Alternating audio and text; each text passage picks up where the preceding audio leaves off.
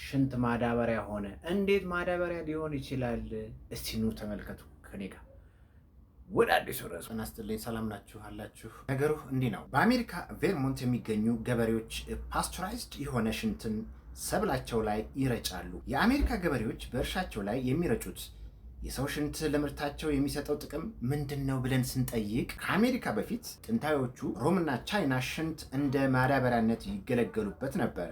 አሁንም በአሜሪካ በቬርሞንት የሚገኙ ገበሬዎች ምርታቸውን ለማሳደግ እና ሰብሎቻቸውን በዘላቂነት ለማልማት ይህንን የሰብል ማዳበሪያ ደግሞ መጠቀም ጀምረዋል። አንድ እውነተኛ ታሪክ ላጫውታችሁ። ቤቲ ዊሊያምስ ትባላለች። ወደ ንጽህና ቤት ስትሄድ ሽንቷ እንደማይባክን ማወቅ ትፈልጋለች። እናም ባለፉት 12 ዓመታት በአሜሪካ የቬርሞንት ውስጥ የሚኖሩ ጎረቤቶቿ ሽንታቸውን በትጋት ሰብስበው ገበሬዎች ለሰብላቸው ማዳበሪያነት እንዲገለገሉበት ሰጥተዋል። በውስጣቸው የተለያዩ ንጥረ ነገሮችን የያዙ ሰብሎችን እንመግባለን።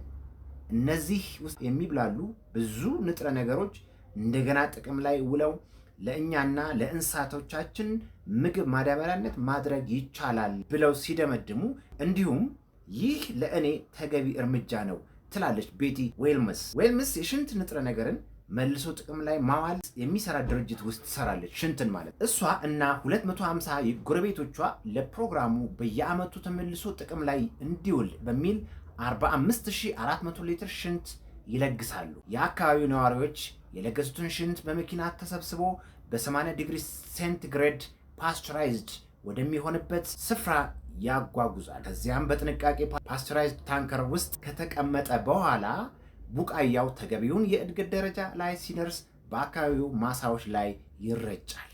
ይህ ጥናትና ምርምር ያደረጉት ከዋና ማዳበሪያነት ከሚጠቀሙት በተሻለ መልኩ ምርትን እንደሚያሻሽል ይናገራሉ። ሽንት ለማዳበሪያነት የሚያገለግለው በውስጡ በያዛቸው የናይትሮጅን እና የፎስፎረስ ንጥረ ነገር የተነሳ ነው። በብዙ የእርሻ ማሳዎች የሚጨመሩት እነዚህ ሰው ሰራሽ ማዳበሪያዎች ናቸው።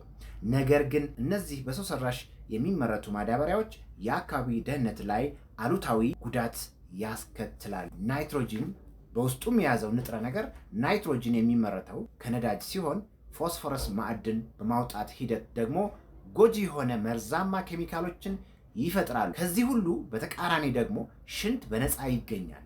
ዊሊያምስ እንደምትለው ሁሉም ሰው ይሸናል፣ ያልተጠቀምንበት ሀብት ነው ትላለች። በተጨማሪም በሚቺጋን ዩኒቨርሲቲ የሲቪልና የአካባቢ ምህንድስና ፕሮፌሰር የሆኑት ሄንሲ ላ ባለፉት 10 ዓመታት ውስጥ በሚሰሩበት ወቅት ከመደበኛው ሰው ሰራሽ ማዳበሪያ ይልቅ ሽንትን በመጠቀም የበካይ ጋዝ ልቀትን እንደሚቀንስ አረጋግጠዋል። ስለዚህ ወገን ከዚህ በኋላ ማዳበሪያ ለምን ሽንት እንጠቀማለን? አመሰግናለሁ። ላይክ፣ ሰብስክራይብ እያደረጋችሁ ይህን ቻናል